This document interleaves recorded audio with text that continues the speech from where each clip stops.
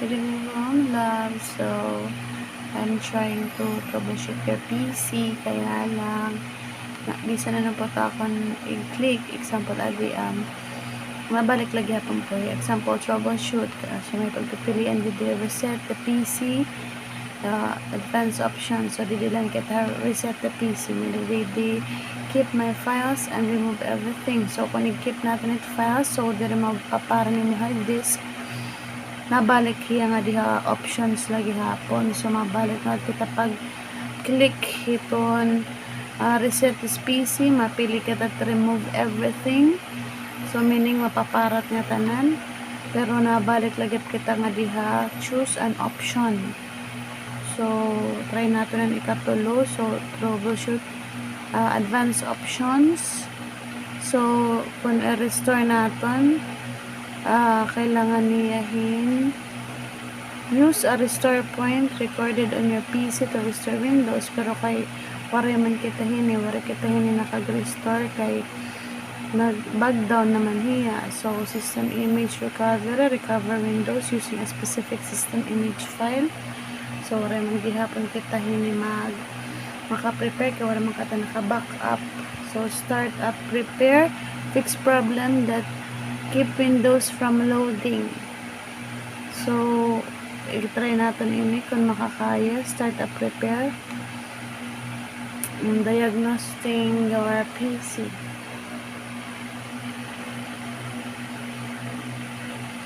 Medyo maihalay. Okay, here. Set time. Start up prepare couldn't repair your PC. Press advanced option to try other option to repair your PC or shut down to turn off your PC. So, advanced. Makadikita advanced. Try advanced options. So, balik na naman po katanga diha.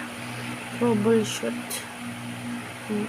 So, let's try other way. Advanced options. Command prompt. Kita ito mag-try kay kailangan itohin mga codes. UEFI change settings in your PC's UEFI firmware. Startup setting, change Windows startup behavior. Try natin. Okay, startup setting, restart to change Windows options such as enable low resolution video mode, enable debugging mode, booth logging, enable safe mode. So, try natin pag-restart. Okay, so there was a problem. Restart your PC to try again. It looks like something didn't load correctly. Restarting might fix the problem. If this happens more than once, you might be able to find help searching online specific error code. Code D00452. So, try kita pag-restart. Ma-fix. Sige pa po. Saan nila ako.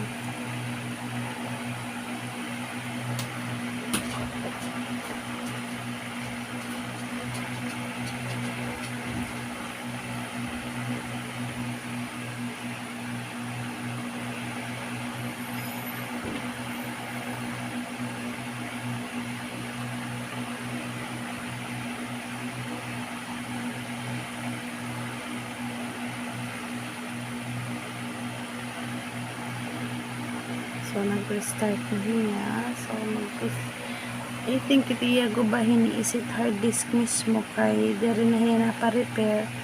Diri hiya more on operating system. So, hard disk na talaga tiya differential. Para lakon. Ambat laha ibandot ng technician. Kaya nagbabalik-balik lang kasi yan ato. Select options.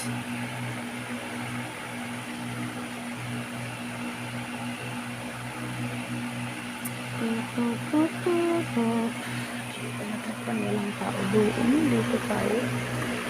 Lapit pa niyo.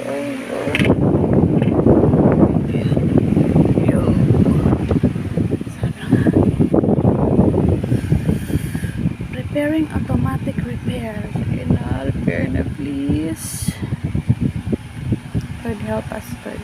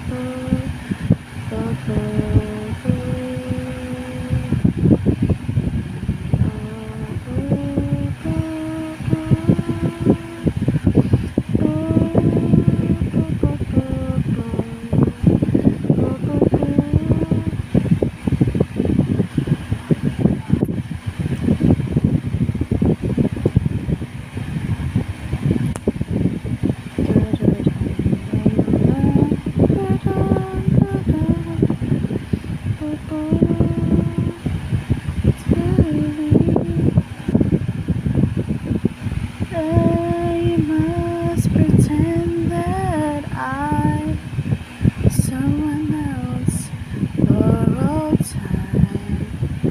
Da, da, da. Wala ka ihiya. Unfriend me, I'm forced to hide. Who could pretend that I'm someone else for all time?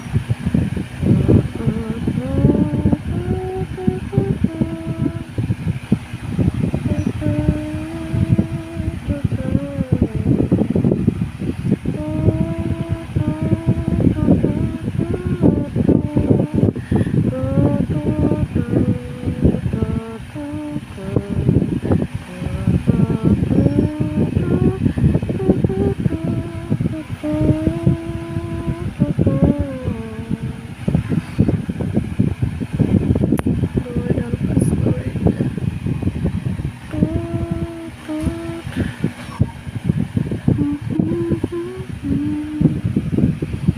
Someone else for all time.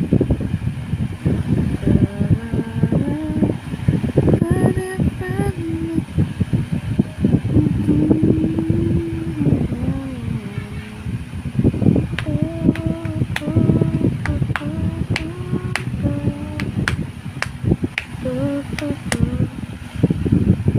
if i-host ko lang po ani Ma'am Loves. Ikapaday ko na pag-video later po.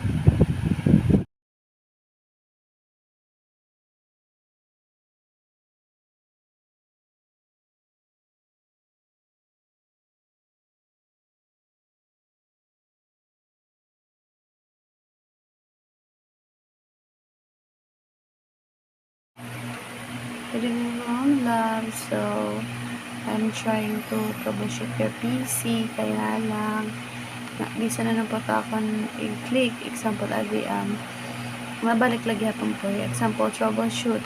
So, may pagpipilian dito reset the PC. Advanced option. So, dito lang kita reset the PC. Maybe keep my files and remove everything. So, kung i-keep natin ito files, so, dito magpapara ni mo hard disk. Nabalik hiya nga diha options lagi hapon. So, mabalik na kita pag click hiton reset this PC. Mapili kita to remove everything. So, meaning mapaparat nga tanan.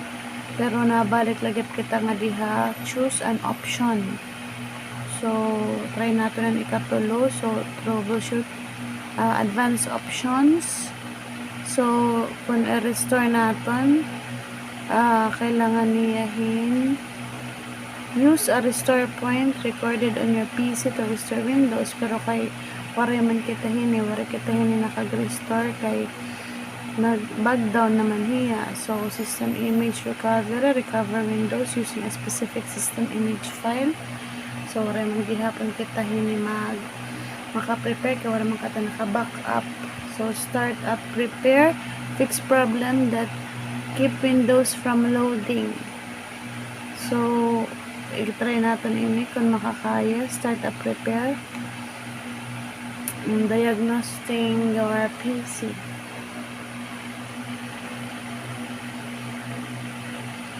Medyo maihalay. Okay, here. Set time. Ito na. Start up repair couldn't repair your PC. Press advanced option to try other option to repair your PC or shut down to turn off your PC. So, advance. Makadikita advance. Try advanced options. So, balik na naman po ka nga diha. Troubleshoot. So, let's try other way. Advanced options. Command prompt. Kita ito mag-try kay kailangan itohin mga codes. UEFI setting, change settings in your PC's UEFI firmware. Startup setting, change Windows startup behavior. Try natin. Okay, startup setting, restart to change Windows options such as enable low resolution video mode, enable debugging mode, boot logging, enable safe mode. So try natin pag-restart.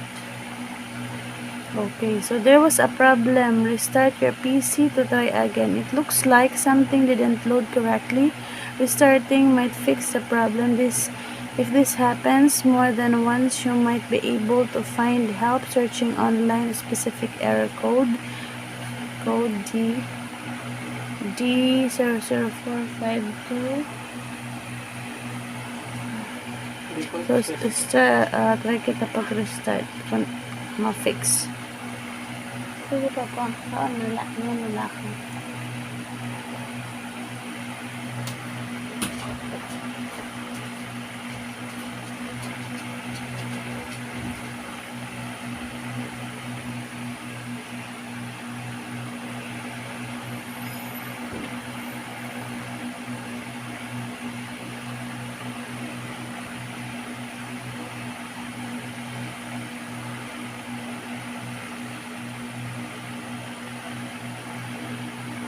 So, nag-restart na niya. So, I think itiya gubahin ni isit hard disk mismo kay diri na hiya na pa-repair.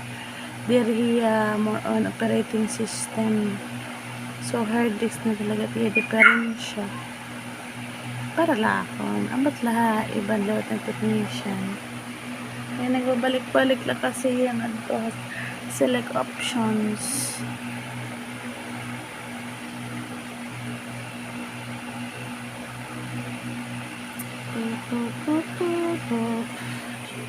Walang tao doon. Dito tayo. Dito tayo.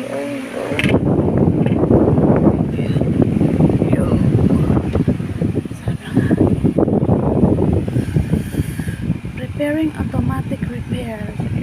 Repair na please. Could help us to.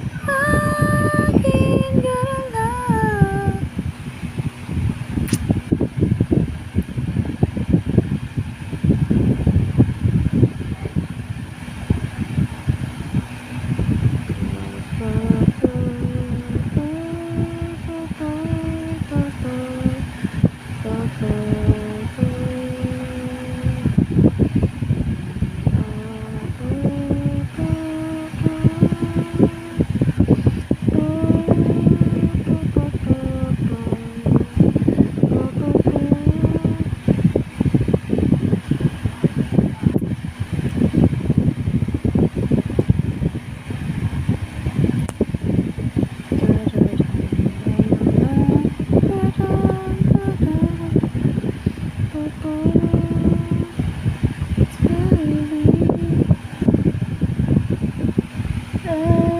must pretend that I'm someone else for all time.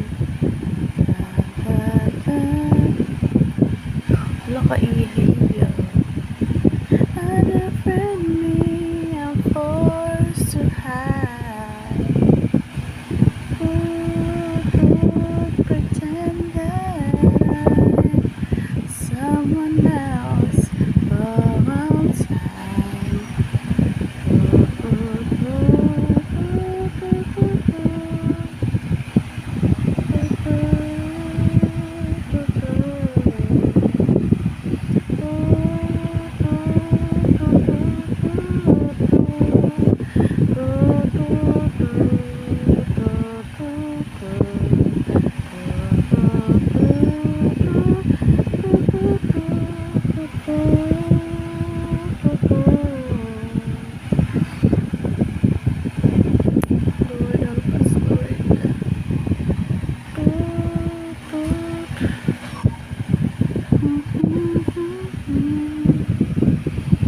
Someone else for all time.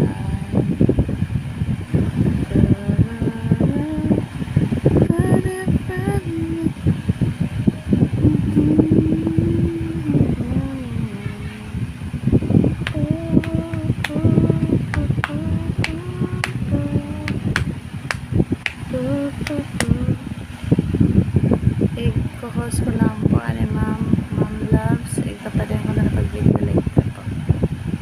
Na po Ma'am Loves, ang karugtong hadto. So, bumalik lagi po ha option.